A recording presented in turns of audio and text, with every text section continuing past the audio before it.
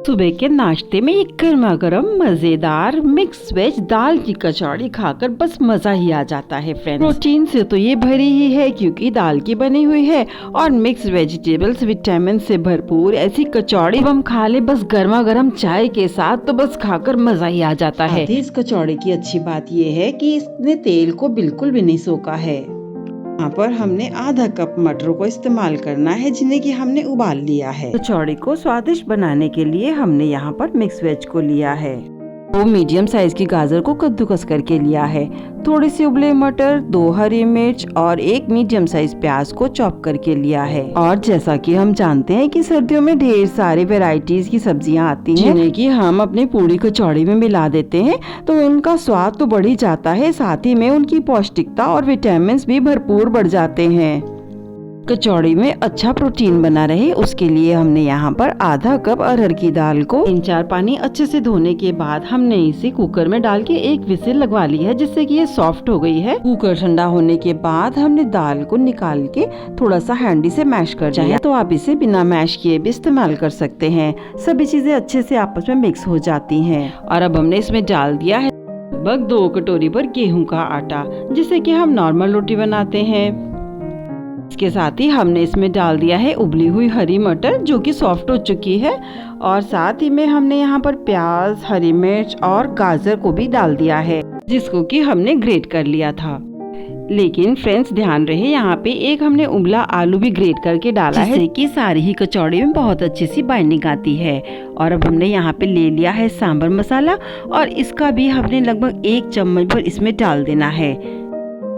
और इसके साथ ही हमने 1 चम्मच भर नमक को भी डाल दिया है। नमक और हरी मिर्च को अपने स्वाद अनुसार थोड़ा कम ज़्यादा कर सकते हैं। और अब हमने सारे ही आटे को अच्छे से पहले चम्मच की सहायता से मिला देना है ताकि सभी चीज़ें और मसाले अच्छे से आपस में मिक्स हो सके। चम्मच की सहायता से ही हमने बस मिलाया है और सभी चीज़ें आपस में बहुत अच्छे से मिक्स हो चुकी हैं। और अब हम इनको हाथ की सहायता से अच्छे से सारी चीज़ों को मिक्स करेंगे ताकि सब चीज़ें आपस में अच्छे से मिल जाएं। और ध्यान रहे फ्रेंड्स हमने यहाँ पर पानी का इस्तेमाल बिल्कुल भी नहीं करना है, हमें इसकी ज़रूरत ही नहीं पड़ी क्योंकि दाल में इतना अच्छा मॉइस्चर था कि सारा आटा अपने आप ही गूंद कर अच्छा सा बंध जाता है। और अब कचौड़ी का आटा हमारा बनकर बिल्कुल तैयार हो चुका है तो हमने इसे ढककर लगभग 5 मिनट के लिए रख देना है। और जब तक हमने भारी तल की कढ़ाई में डाल लिया है सरसों का तेल और उसमें हम तलने की तैयारी करेंगे। और अब जितनी बड़ी या छोटी हमें कचौड़ी बनानी है उस हिसाब से हमने लोइयों को कर लेना है। यहाँ पर थोड़ी मीडियम आकार से छोटी लोइयों को बनाकर तैयार किया है।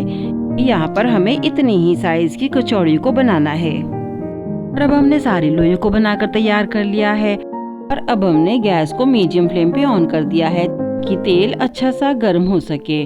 और अब हमने एक एक करके लोइयों को बेल लेना है। बस हमें बहुत बड़ा नहीं बेलना है तो हमने यहाँ पे थोड़ा मीडियम से छोटे आकार की लोइयों को बेला है। और अब हमने इन्हें डाल देना है गर्म तेल में। और आंच को हमने यहाँ पर मीडियम ही रखा है। 1-आध मिनट के लिए एक तरफ इसका सिक जाएगा तो फिर हमने इसे पलट देना है ताकि दूसरा तरफ इसका अच्छा सुनहरा भूरा सा हो सके।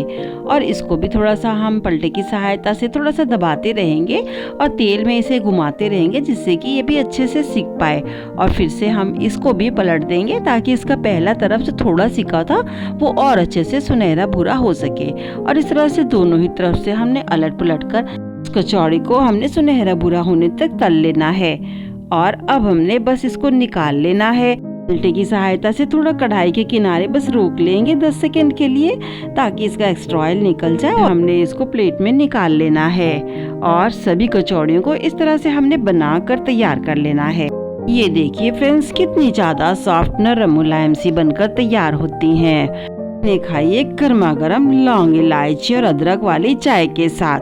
बस खाकर आपको ठंड में मजा ही आ जाएगा। इन मजेदार मिक्स वेज की कचौड़ियों को घर पर बनाना, खाना और हमें सब्सक्राइब, लाइक और सपोर्ट करना बिल्कुल ना भूलें।